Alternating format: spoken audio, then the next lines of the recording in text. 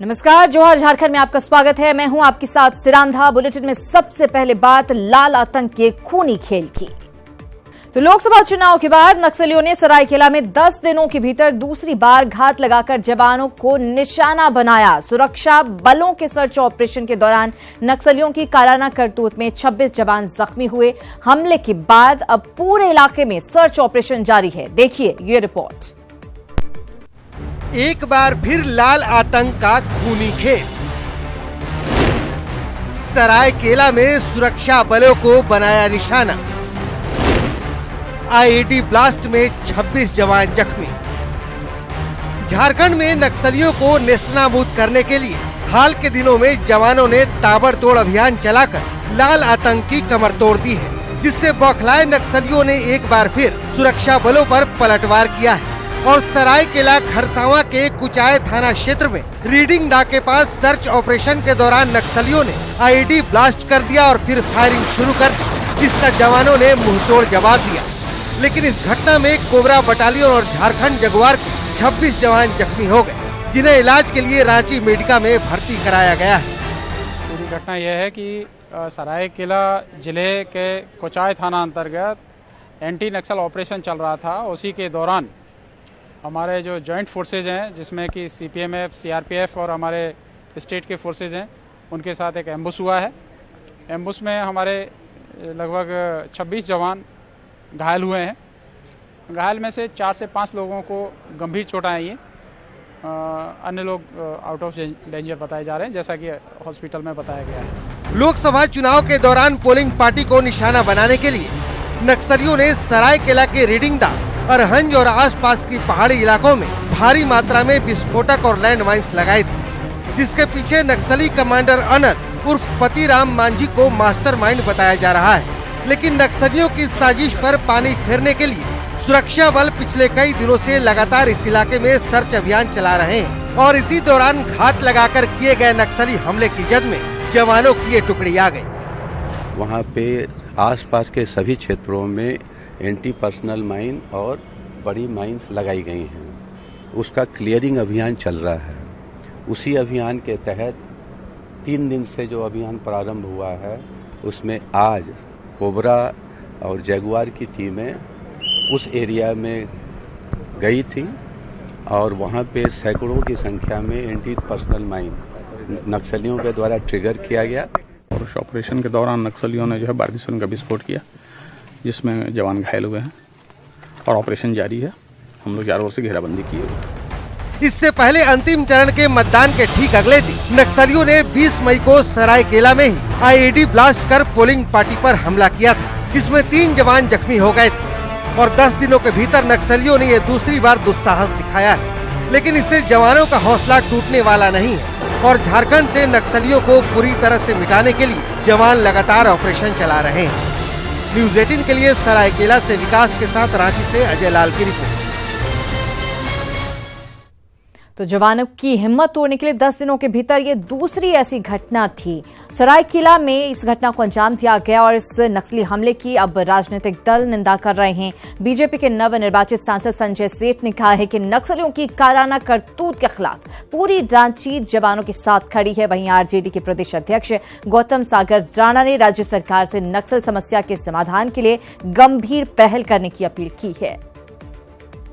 जी का निर्देश है कि समुचित चिकित्सा व्यवस्था की जाए, किसी प्रकार का कोई कमी नहीं हो। तो हमने देखा कि पूरा मेडिका परिवार लगा हुआ है। सीनियर पुलिस अफसर यहाँ पे हैं और देखने पे पता चला कि लाइफ थ्रेट नहीं है किसी पे। अभी सब अंडर ट्रीटमेंट हैं। 2-4 लोग गंभीर हैं, लेकिन अंडर कंट्रोल है सारा, जैसा यहाँ के डॉक्टर्स ने बताया है। नहीं, ये घटना दुखद है और मैं मानता हूँ कि इस तरह की हिंसा की घटनाएं जो हैं वो कायरतापूर्ण हैं, जिसमें लोग हताहत होते हैं। लेकिन सरकार कारणों की पड़ताल करने के बजाय यदि दमन की नीति पर चलेगी तो मैं समझता हूँ कि ये समस्या हर समय विकराल रूप में लेकिन छिपी हुई रहेगी। और अब आपको बताते हैं कि कैसे झारखंड में कानून के रक्षक ही कानून का माखौल उड़ा रहे हैं। रांची में चान्हो थाने में ही ट्रिपल तलाक का सनसनीखेज मामला सामने आया है। क्या है ये पूरा मामला, देखिए इस रिपोर्ट में। थाने में तलाक तलाक तलाक, थाने में उड़ा कानून का मखौल और देखता रहा थानेदार। आप बोल रहे हैं थाना प्रभारी हमको तलाक। हाँ, थाना प्रभारी तलाक दिलवाए हैं, सामने खड़ा होके थाना प्रभारी तलाक दिलवाए हैं, सबके सामने कहेंगे यहीं पे थाना के अंदर तलाक में थाना प्रभारी ने पैसा लेके मतलब घूस खा के और हमको तलाक दिलवा दिए सबके सामने। सुना आपने, जिन पर कानून की रक्षा करने की जिम्मेदारी है वही कानून का मखौल उड़ा रहे हैं। मामला रांची के चान्हो का है। पीड़ित महिला का नाम नुसरत बानो है। उसका आरोप है कि थाने में थानेदार के सामने ही उसके पति ने उसे तलाक दे दिया और थानेदार पैसे लेकर देखता रहा। 2 घंटे के बाद थाना के अंदर ही मेरा पति मतलब मंजूर अंसारी और एहसान अंसारी और इसराइल अंसारी, ये तीनों दलाल के सामने दरोगा को पैसा देके दरोगा के सामने हमको तलाक दिलवा दिए सर। मेरा जिंदगी बर्बाद कर दिए सर, मेरे बच्चा लोग को अनाथ कर दिए। अब हम कहाँ जाएंगे सर, हम कहाँ करा गए बताइए। चान्हो के चामा गांव में रविवार को अवैध संबंध के आरोप में नुसरत बानो और एक लड़की की पेड़ से बांधकर न सिर्फ पिटाई की गई बल्कि कपड़े फाड़कर इसका वीडियो भी बनाया गया। बाद में नुसरत बानो की शिकायत पर पुलिस ने दोनों को छुड़ाया और थाने ले आए, लेकिन बाद में थाने में ही नुसरत को उसके पति ने तलाक दे दिया।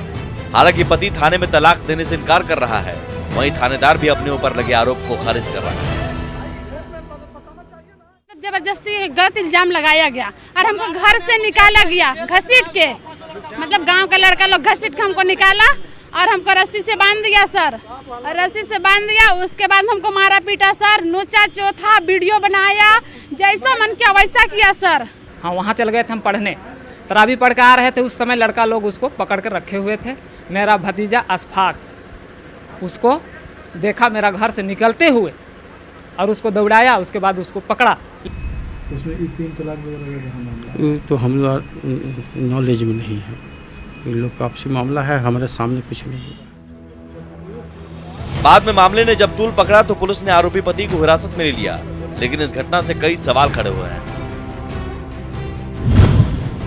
ट्रिपल तलाक गैर कानूनी है, बावजूद कार्रवाई में इतनी देरी की,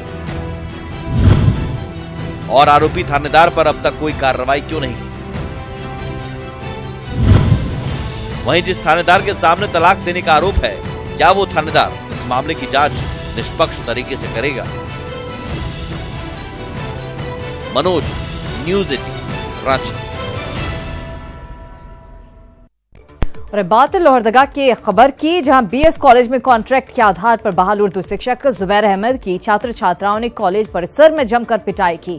आरोपी शिक्षक पर छात्राओं के साथ पढ़ाई के नाम पर छेड़छाड़ करने का आरोप लगाया गया है। पीड़ित छात्रा ने कहा कि टीचर ने पहले भी अन्य छात्राओं के साथ छेड़छाड़ की थी। मामले को लेकर कॉलेज में विद्यार्थियों ने जमकर बवाल काटा। बाद में एसडीपीओ ने मौके पर पहुंचकर मामले को शांत करवाया और आरोपी शिक्षक पर कार्रवाई का भरोसा दिया। इधर कॉलेज प्रबंधन ने आरोपी शिक्षक को सेवा मुक्त कर दिया है।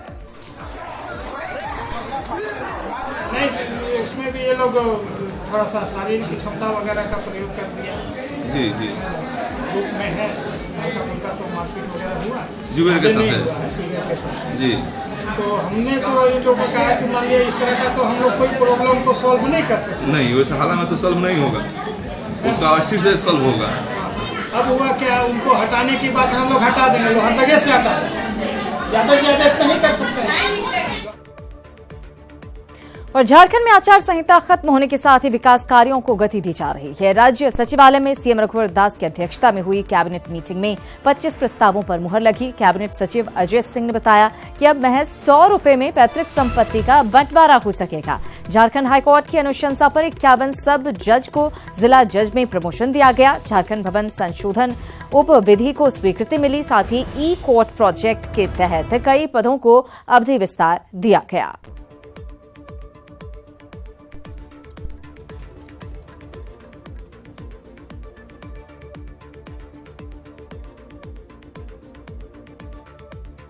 झारखंड भवन संशोधन विधि 2019 में संशोधन किया गया है, जिस पे मंत्रिपरिषद द्वारा स्वीकृति दी गई। और इस प्रस्ताव में मुख्यतः ये था कि जो लिफ्ट की संख्या थी पहले बायलॉज में, वो काफ़ी ज़्यादा संख्या में थी, तो उस संख्या को जो नेशनल बिल्डिंग कोड है उसके तहत घटा करके किया गया और उसके बराबर किया गया है। जो झारखंड भवन संशोधन विधि 2019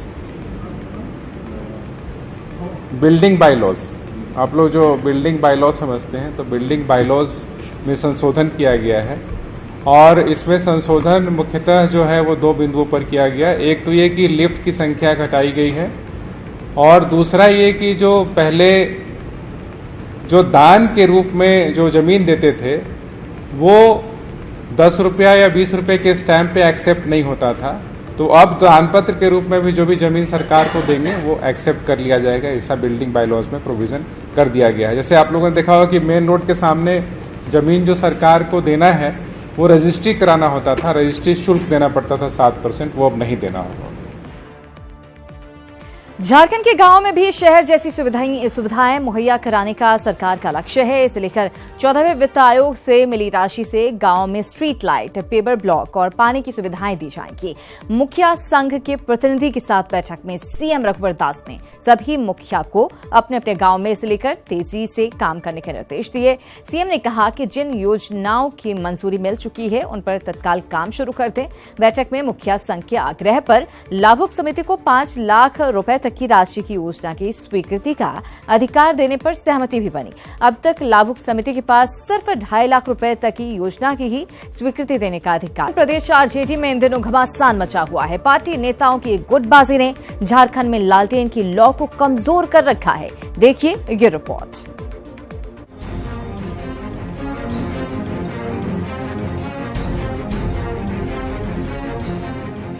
झारखंड में लालटेन की लौ मध्यम पड़ गई है।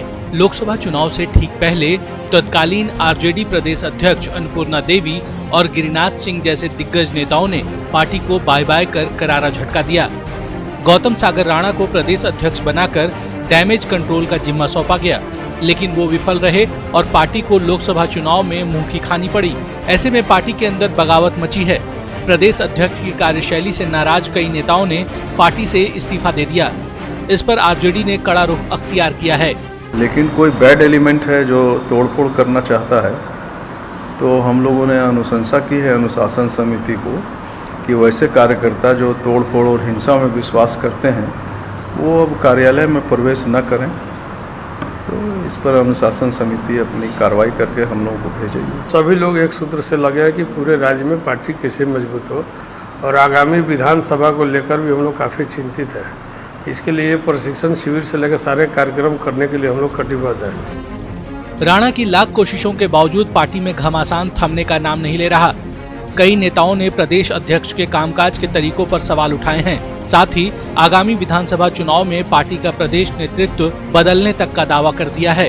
हम समझते हैं निश्चित रूप से आने वाले दिन में आपको पता चल जाएगा कि राष्ट्रीय अध्यक्ष माननीय लालू जी झारखंड के लिए, झारखंड के संगठन के लिए ठोस निर्णय लेने वाले हैं। एक वक्त था जब झारखंड में आरजेडी का संगठन मजबूत हुआ करता था और पार्टी के नेता विधानसभा और संसद में प्रतिनिधित्व किया करते थे, लेकिन आज की तारीख में झारखंड से पार्टी का न तो कोई विधायक है और न ही सांसद। ऐसे में आने वाले विधानसभा चुनाव में पार्टी संगठन को मजबूत कर चुनावी जंग जीतना किसी चुनौती से कम नहीं।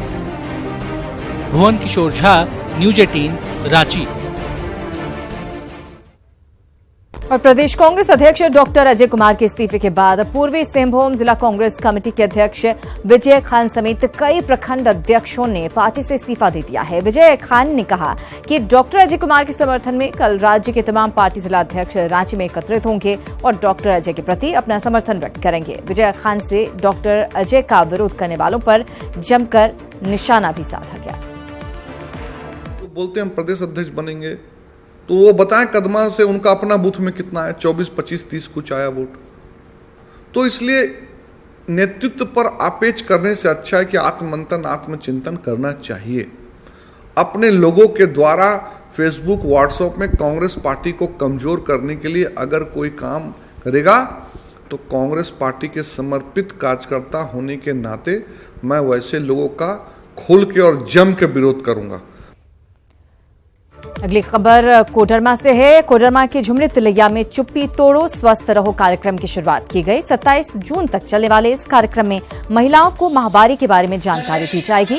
कार्यक्रम के तहत महिलाओं को माहवारी को लेकर जागरूक किया जाएगा। साथ ही सैनिटरी नैपकिन के इस्तेमाल की सलाह भी उन्हें दी जाएगी।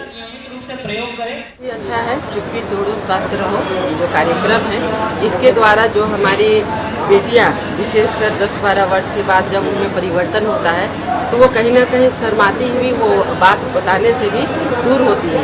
तो सबसे पहला फर्ज होता है माताओं का कि माताएं बच्चियों से ऐसा बात करें कि उनके अंदर से जो एक संकोच है वो निकल सके और स्वस्थ रहने।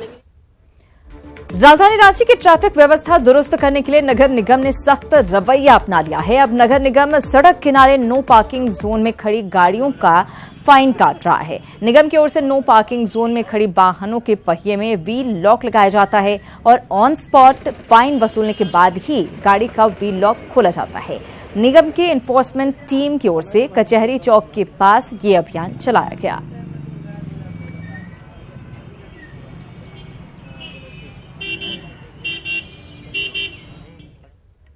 इस बुलेटिन में इतना ही, लेकिन झारखंड की बाकी तमाम खबरों को विस्तार से जानने के लिए आप हमारी वेबसाइट पर विजिट जरूर करें। हमारी वेबसाइट है news18jharkhand.com।